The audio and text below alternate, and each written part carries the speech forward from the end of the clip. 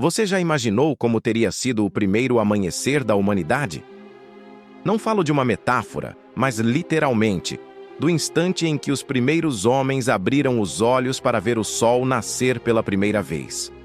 Essa não é uma história comum, é o relato da criação dos homens em Arda, no coração da mitologia de Tolkien, quando o mundo ainda estava jovem e o destino da Terra-média estava apenas começando a ser escrito. Mas antes desse momento, precisamos voltar um pouco na história. Pois o primeiro amanhecer não nasceu sem dor. Ele foi precedido pela maior tragédia que Valinor já havia visto, a destruição das duas árvores. Melkor, o mais poderoso dos Valar, e Ungoliant, a criatura monstruosa em forma de aranha, lançaram o mundo em trevas. Pela primeira vez desde a criação, a escuridão parecia absoluta. Contudo, os Valar não permitiram que a sombra fosse eterna. Yavanna, chorando sobre as árvores destruídas, conseguiu preservar um último fruto dourado de Laurelã e uma única flor prateada de Telperion.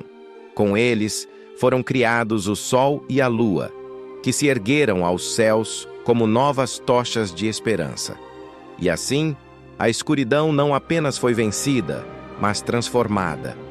O mundo ganhou pela primeira vez o ciclo do tempo. O nascer e o pôr do sol dividiram os dias e as noites, inaugurando oficialmente a Primeira Era.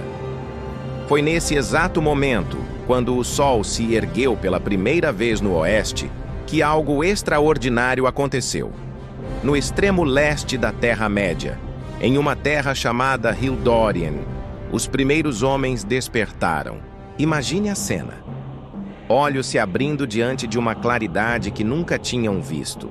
Corpos aquecidos pelo calor do sol, corações batendo diante de um mundo vasto, cheio de mistério. Diferente dos elfos, que haviam despertado muito antes, sob o brilho frio das estrelas, os homens nasceram sob a luz do sol.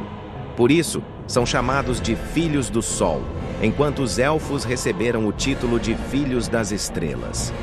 Esse contraste não é apenas poético, ele é profundamente simbólico.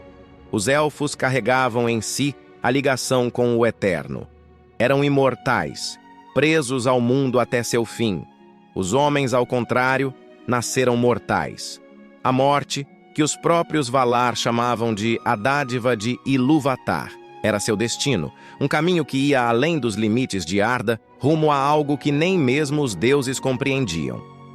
Desde o início, portanto, as duas raças seguiam destinos distintos.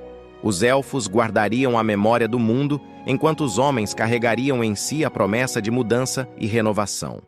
Mas havia também um detalhe crucial. Os homens despertaram sem a proteção direta dos Valar.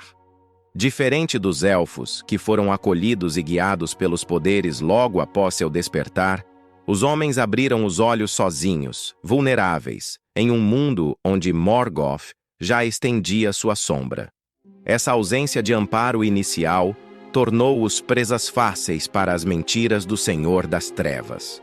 Muitos povos foram enganados, escolhendo servi-lo, acreditando em promessas de poder e segurança. Essa vulnerabilidade se tornaria uma marca da humanidade. A constante possibilidade de cair, mas também de se reerguer. Apesar disso, dentro dos homens havia também uma inquietação profunda. Algo em seus corações os impulsionava a caminhar para o oeste. Essa marcha não foi rápida, nem organizada. Ela aconteceu ao longo de séculos, geração após geração, em um movimento lento e incansável. Tribos se levantavam, viajavam, se misturavam e seguiam adiante. Essa jornada não era apenas geográfica, era também espiritual, um reflexo do desejo humano de buscar algo maior, de sair do conhecido em direção ao desconhecido, de deixar para trás a sombra em busca da luz. E esse chamado para o oeste tinha um significado especial, pois no oeste estavam Valinor, os Valar, e também os elfos que tinham visto a luz das duas árvores. Caminhar para esse horizonte era, de alguma forma, caminhar para a sabedoria, para a esperança, para a promessa de um destino mais elevado. Esse desejo humano de transcender, de buscar sempre algo além, já estava presente no primeiro passo que deram fora de Hildórien. Mas nem todos seguiram esse caminho.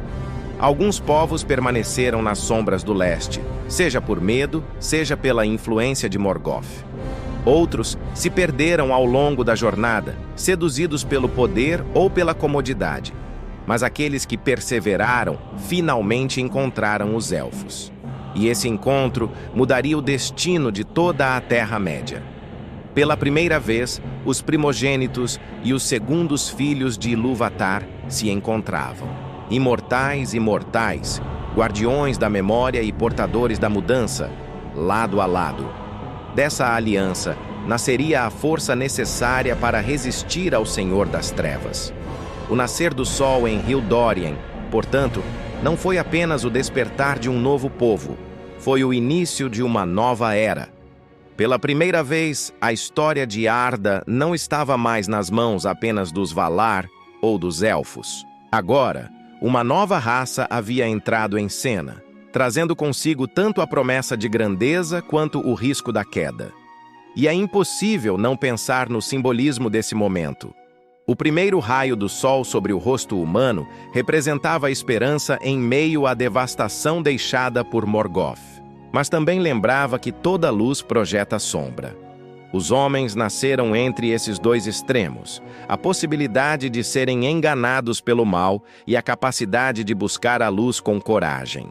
Ninguém poderia imaginar, naquele primeiro amanhecer, que esses seres frágeis e mortais seriam um dia os herdeiros de Arda, que os grandes reinos dos Elfos murchariam com o tempo e que a Terra-média, no fim, pertenceria aos homens. O primeiro nascer do sol não foi apenas o anúncio de um novo dia.